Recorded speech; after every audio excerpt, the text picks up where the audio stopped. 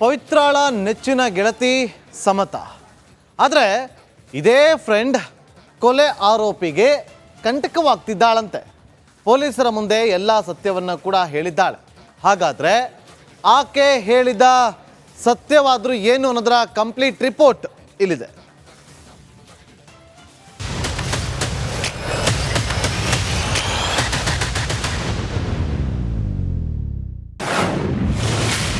ರೇಣುಕಾ ಕೊಲೆ ಸಮತಾ ಬಾಯ್ಬಿಟ್ಟ ಸತ್ಯ. ಗೆಳತಿಗೆ ಎಲ್ಲ ಮಾಹಿತಿ ನೀಡಿದ್ದ ಪವಿತ್ರ.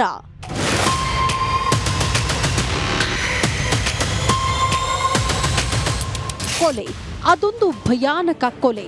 ರೇಣುಕಾ ಸ್ವಾಮಿಗೆ ಬದುಕಿದ್ದಾಗಲೇ ನರಕ ತೋರಿಸಿ ಮನ ಬಂದಂತೆ ಥಳಿಸಿ ಕೊಂದೇ ಬಿಟ್ಟ ಡೆವಿಲ್ ಗ್ಯಾಂಗ್ ರೌದ್ರಾವತಾರ ಪೊಲೀಸರು ಸಲ್ಲಿಸಿದ ಚಾರ್ಜ್ ಶೀಟ್ನಲ್ಲಿ ಬಯಲಾಗಿದೆ. ಇದರಲ್ಲಿ ಒಂದೊಂದು ಸತ್ಯ ಭಯ ಹುಟ್ಟಿಸುವಂತಿದೆ.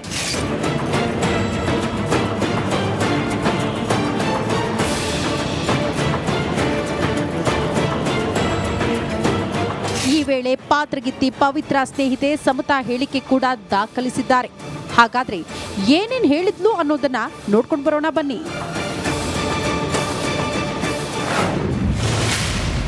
ಸಮತಾ ಸ್ಫೋಟಿಸಿದ ಸತ್ಯ. ದರ್ಶನ್ ಜೊತೆ ಗಲಾಟೆ ಬಗ್ಗೆ ಪವಿತ್ರ ಹೇಳ್ತಿದ್ಲು. ವಿಜಯಲಕ್ಷ್ಮಿ ಜೊತೆ ದರ್ಶನ್ ಹೋಗಿದ್ದಕ್ಕೆ ಸಿಟ್ಟಾಗಿದ್ಲು. ಶೆಡ್ಗೆ ಹೋಗುವ ಮುನ್ನ ವಾಟ್ಸಪ್ ಕಾಲ್ ಮಾಡಿದ್ಲು. ಶೆಡ್ಗೆ ಹೋಗಬೇಡ ಎಂದು ಬುದ್ಧಿ ಹೇಳಿದ್ದೆ. ಈ ವೇಳೆ ದರ್ಶನ್ ಬರ್ತಿದ್ದಂತೆ ಕಾಲ್ ಕಟ್ ಮಾಡಿದ್ಲು. ರೇಣುಕಾ ಸ್ವಾಮಿ ಕೈಯಲ್ಲಿ ಸಾರಿ ಕೇಳಿಸಿದ್ದಾಗಿ ಹೇಳಿದ್ಲು. ಜೂನ್ 9ರಂದು ಪವಿತ್ರ ನಾನು ಹೋಟೆಲಲ್ಲಿ ಕಾಫಿ ಕುಡಿದ್ವಿ. ನನ್ನ ಗಂಡನ ಬಳಿ ರೇಣುಕಾ ಶವದ ಬಗ್ಗೆ ಮಾಹಿತಿ ಪಡೆದಿದ್ಲು. ರೇಣುಕಾ ಫೋಟೋ ಪತ್ನಿಗೆ ಕಳುಹಿಸಿದ್ದ ಸುರೇಶ್. ಅದೇ ರಾತ್ರಿ ಪವಿತ್ರಾಗೆ ದರ್ಶನ್ ಕರೆ ಮಾಡ್ತಿದ್ದಂತೆ ಟೆನ್ಷನ್ ಆದ್ಲು. ಇನ್ನು ಸ್ಟೋನಿ ಬ್ರೂಕ್ ಮಾಲೀಕ ವಿನಯ್ ಬಗ್ಗೆಯೂ ಸಮತಾ ಹೇಳಿದ್ದಾಳೆ.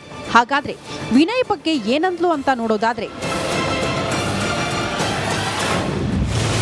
ಸಮತಾ ಸ್ಫೋಟಿಸಿದ ಸತ್ಯ.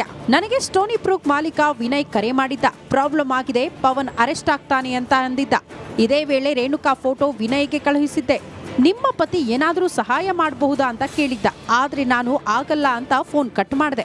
ಮಾರನೇ ದಿನ ಪವಿತ್ರ ನಾರ್ಮಲ್ ಕಾಲ್ ಮಾಡಿದ್ಲು. ನನ್ನನ್ನು ಮನೆಗೆ ಬರುವಂತೆ ಪವಿತ್ರ ಹೇಳಿದ್ಲು. ಪೊಲೀಸರು ಬರ್ತಿದ್ದಂತೆ ನಾನೇ ಬಾಗಿಲು ತೆಗೆಯಲು ಹೇಳಿದ್ದೆ. ಒಟ್ನಲ್ಲಿ ಕೊಲೆ ಕೇಸ್ನಲ್ಲಿ ಡೆವಿಲ್ ಗ್ಯಾಂಗ್ ಜೈಲು ಸೇರಿದೆ. ಆದ್ರೆ ಇಲ್ಲಿ ಪೊಲೀಸರು ಸಲ್ಲಿಸಿದ ಚಾರ್ಜ್ ಶೀಟ್ ಈ ಆರೋಪಿಗಳಿಗೆ ಮತ್ತಷ್ಟು ಕಂಟಕ ತಂದೊಡ್ಡಿದೆ. Nagaraj Appasandra, crime bureau, republic Kannada.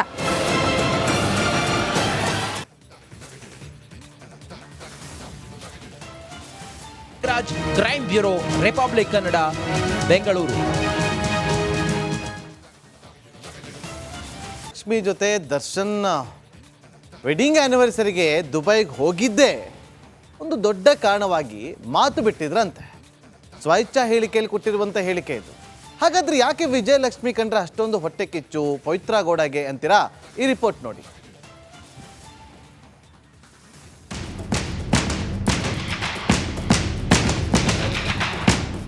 ಹಠ, ಎಲ್ಲದಕ್ಕೂ ಹೊಟ್ಟೆ ಉರಿ, ಕಿರಿಕಿರಿ ಅಂದ್ರೆ ಅಷ್ಟಿಷ್ಟಲ್ಲ. ಇದು ಪವಿತ್ರ ಗೌಡಾಳ ಮತ್ತೊಂದು ಮುಖ. ದರ್ಶನ್ ಪತ್ನಿ ವಿಜಯಲಕ್ಷ್ಮಿ ಜೊತೆ ಫಾರಿನ್ ಟ್ರಿಪ್ ಹೋದ್ರೂ ಹೊಟ್ಟೆ ಉರಿ, ಹೊಸ ಕಾರ್ ಕೊಡಿಸಿದ್ರು ಹೊಟ್ಟೆ ಉರಿ. ಇದು ದರ್ಶನ್ ಪ್ರೇಯಸಿ ಪವಿತ್ರಾಳ ಅಸಲಿಯತ್ತು.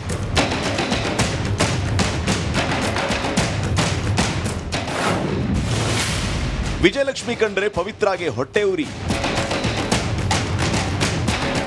ಒಬ್ಬಳು ಪತ್ನಿ ಮತ್ತೊಬ್ಬಳು ಪ್ರೇಯಸಿ, ಇವರಿಬ್ಬರ ಮಧ್ಯೆ ದರ್ಶನ್. ಹೌದು, ದರ್ಶನ್ ಪತ್ನಿಗಾಗಿ ಏನೇ ಮಾಡಿದ್ರು ಇದಕ್ಕೆ ಪವಿತ್ರ ಗೌಡ ಉರಿದು ಬೀಳ್ತಾ ಇದ್ಲು. ವಿಜಯಲಕ್ಷ್ಮಿ ಹೊಸ ಕಾರ್ ತಗೊಂಡ್ರೆ ತಾನು ಹೊಸ ಕಾರ್ ತಗೊಂಡಿದ್ಲು. ಇದು ಕೇವಲ ವಸ್ತುಗಳಿಗೆ ಸೀಮಿತ ಆಗಿರಲಿಲ್ಲ.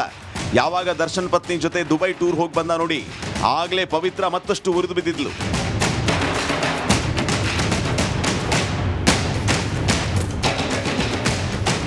ಅಷ್ಟೇ ಯಾಕೆ, ರಾಜರಾಜೇಶ್ವರಿ ನಗರದಲ್ಲಿರುವ ವಿಜಯಲಕ್ಷ್ಮಿ ನಿವಾಸದ 1.5 ಕಿಲೋಮೀಟರ್ ದೂರದಲ್ಲೇ ಪವಿತ್ರ ಗೌಡ ಕೂಡ ಮನೆ ಖರೀದಿಸಿದ್ಲು. ಅದು ಬರೋಬ್ಬರಿ 1,75 ಲಕ್ಷ ರೂಪಾಯಿಯ ಮನೆ. ಪ್ರೇಯಸಿ ಪವಿತ್ರಾಳಿಗೆ ದರ್ಶನ್ ಈ ಮನೆ ಗಿಫ್ಟ್ ಆಗಿ ನೀಡಿದ್ದ. ಅಷ್ಟಕ್ಕೆ ಸುಮ್ಮನಾಗದ ಪವಿತ್ರ ಕಣ್ಣುರಿ ಮತ್ತಷ್ಟು ಹೆಚ್ಚಾಗತೊಡಗಿತು.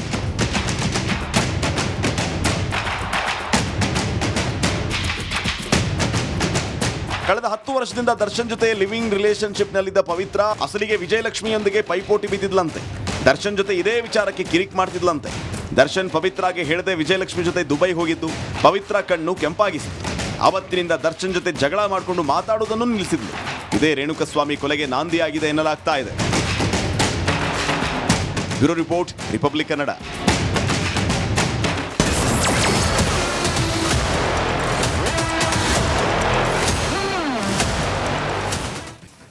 ಪೊಲೀಸರು ಕೋರ್ಟ್ಗೆ ಡೆವಿಲ್ ಗ್ಯಾಂಗ್ನ ಚಾರ್ಜ್ ಶೀಟ್ ಅನ್ನು ಸಲ್ಲಿಸಿದ್ದಾರೆ. ಪೊರ್ಕಿ ಗ್ಯಾಂಗ್ ಕ್ರೈಮ್ ಶೀಟ್ನಲ್ಲಿ ಅಸಲಿ ಸತ್ಯ ಬಟಾ ಬಯಲಾಗ್ತದೆ. ದರ್ಶನ್ ಪವಿತ್ರಾಳದ್ದು ಲಿವಿಂಗ್ ಇನ್ ರಿಲೇಶನ್ಶಿಪ್ ಅಂತೆ. ಬಲ್ಬಲ್ ಸಿನಿಮಾ ಆಡಿಷನ್ ಅಲ್ಲಿ ದರ್ಶನ್ ಪವಿತ್ರಾಳನ್ನ ಪಟಾಯಿಸ್ಕೊಂಡಿದ್ದಂತೆ. ಇದರ ಕಂಪ್ಲೀಟ್ ರಿಪೋರ್ಟ್ ಇಲ್ಲಿದೆ ನೋಡಿ.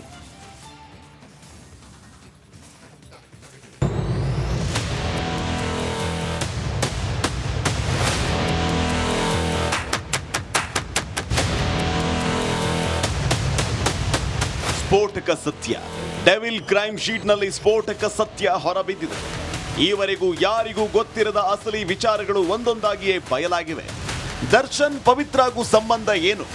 ಇಬ್ಬರು ಪರಿಚಯ ಆಗಿದ್ದು ಹೇಗೆ? ಪೊರ್ಕಿನ ಪವಿ ಮೊದಲು ಮೀಟ್ ಮಾಡಿದ್ದೆಲ್ಲಿ? ಇಬ್ಬರು ಎಷ್ಟು ವರ್ಷದಿಂದ ಜೊತೆಗಿದ್ರು ಅನ್ನೋ ಇಂಚಿಂಚು ಮಾಹಿತಿ ಹೊರಬಿದ್ದಿದೆ.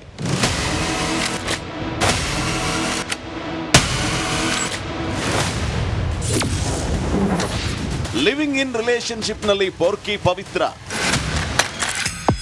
ಪೊಲೀಸರ ಮುಂದೆ ಕಿಲ್ಲರ್ ಲೇಡಿ ಪವಿತ್ರ ಎಲ್ಲವನ್ನೂ ಬಾಯ್ಬಿಟ್ಟಿದ್ದಾಳೆ. ದರ್ಶನ್ ಜೊತೆ 10 ವರ್ಷದಿಂದ ಲಿವಿಂಗ್ ಇನ್ ರಿಲೇಶನ್ಶಿಪ್ನಲ್ಲಿ ಇರೋದಾಗಿ ಖುದ್ದು ಪವಿತ್ರಾಳೆ ಬಾಯ್ಬಿಟ್ಟಿದ್ದಾಳೆ.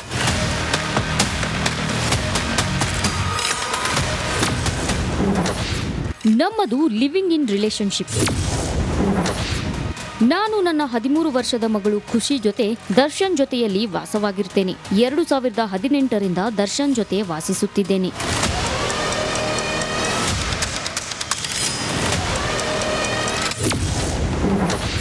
ಬುಲ್ಬುಲ್ ಸಿನಿಮಾದಲ್ಲಿ ದರ್ಶನ್ ಪರಿಚಯ. 2014ರಲ್ಲಿ ಬುಲ್ಬುಲ್ ಚಿತ್ರದ ಆಡಿಷನ್ಗೆ ಹೋಗಿದ್ದೆ. ಆಗ ಆಡಿಷನ್ ಮುಗಿದಿದೆ, ಬೇರೆ ಚಿತ್ರಕ್ಕೆ ಅವಕಾಶ ಇದ್ರೆ ತಿಳಿಸೋದಾಗಿ ದರ್ಶನ್ ಹೇಳಿದ್ರು. ಇದನ್ನೇ ನೆಪವಾಗಿಟ್ಕೊಂಡು ದರ್ಶನ್ ಹಾಗೂ ನಾನು ಫೋನ್ನಲ್ಲಿ ಮಾತಾಡ್ತಿದ್ವಿ, ವಾಟ್ಸಪ್ ಅಲ್ಲಿ ಚಾಟ್ ಮಾಡ್ತಿದ್ವಿ, ಇಬ್ಬರು ಮೀಟ್ ಮಾಡಿದ್ವಿ, ಪರಸ್ಪರ ಪ್ರೀತಿ ಮಾಡಿದ್ವಿ.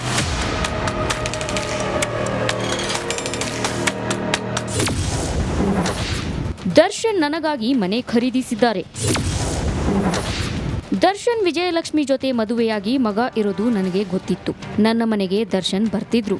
ನಾವು ಲಾಂಗ್ ಡ್ರೈವ್ ಕೂಡ ಹೋಗ್ತಿದ್ವಿ. 3 ವಾಸವಿರೋಕೆ ಅಂತ ದರ್ಶನ್ ನನ್ನ ಹೆಸರಲ್ಲೇ ಮನೆ ಖರೀದಿಸಿದ್ದಾರೆ. 2018ರಲ್ಲಿ ಗೃಹ ಪ್ರವೇಶ ಮಾಡಿ ಇಬ್ಬರೂ ವಾಸ ಮಾಡುತ್ತಿದ್ದೇವೆ.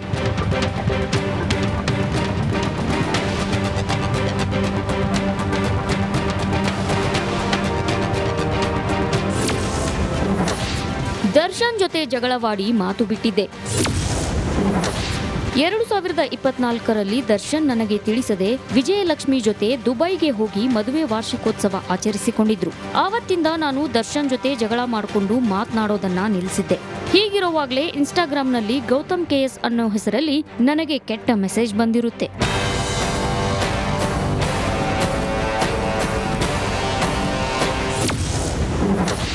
ಬಳಿಕ ಕೆಟ್ಟ ಮೆಸೇಜ್ ಬಂದ ಬಗ್ಗೆ ನಾನು ಪವನ್ಗೆ ಹೇಳಿದ್ದೆ. ಆಗ ಪವನ್ ಆತನನ್ನ ಹುಡುಕಿಸಲು ಚಿತ್ರದುರ್ಗದ ದರ್ಶನ್ ಅಭಿಮಾನಿಗಳಿಗೆ ತಿಳಿಸಿದ್ದ. ಬಳಿಕ ದರ್ಶನ್ಗೂ ಕರೆ ಮಾಡಿ ತಿಳಿಸಿದ್ದ. 2024 ಜೂನ್ 8ರಂದು ಆತನನ್ನ ಅಪಹರಿಸಿಕೊಂಡು ಬಂದಿದ್ದಾಗಿ ನನಗೆ ತಿಳಿಸಿದ್ರು. ದರ್ಶನ್ ನನ್ನ ಬಳಿ ಬಂದು ಅವನಿಗೆ ಬುದ್ಧಿ ಕಲಿಸೋಣ ಬಾ ಅಂತ ಕರೆದುಕೊಂಡು ಹೋದ್ರು.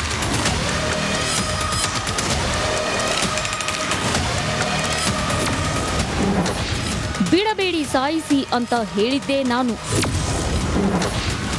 ಶೆಡ್ಗೆ ಹೋದಾಗ ಅಲ್ಲಿ ಟೀ ಶರ್ಟ್ ಹಾಗೂ ನೀಲಿ ಬಣ್ಣದ ಅಂಡರ್ವೇರ್ ಹಾಕಿದ್ದ ವ್ಯಕ್ತಿ ಗೋಳಾಡಿಕೊಂಡು ಬಿದ್ದಿದ್ದ. ಅವನೇ ಕೆಟ್ಟ ಮೆಸೇಜ್ ಮಾಡಿದ್ದಾಗಿ ನನಗೆ ತಿಳಿಸಿದ್ರು. ಆಗ ನಾನು ನನ್ನ ಚಪ್ಪಲಿಯಿಂದ ಆತನ ಮುಖಕ್ಕೆ ಹಾಗೂ ಕಪಾಳಕ್ಕೆ ಹೊಡೆದೆ. ಇವನನ್ನ ಬಿಡಬೇಡಿ ಸಾಯಿಸಿ ಅಂತ ಎಲ್ಲರಿಗೂ ಹೇಳಿದೆ. ಎಲ್ಲರೂ ಸೇರಿ ಆತನ ಮೇಲೆ ಹಲ್ಲೆ ಮಾಡಿದ್ರು. ಅದೇ ದಿನ ಆತ ಸತ್ತಿದ್ದಾಗಿ ನನಗೆ ದರ್ಶನ್ ಕರೆ ಮಾಡಿ ಮಾಹಿತಿ ನೀಡಿದ್ರು.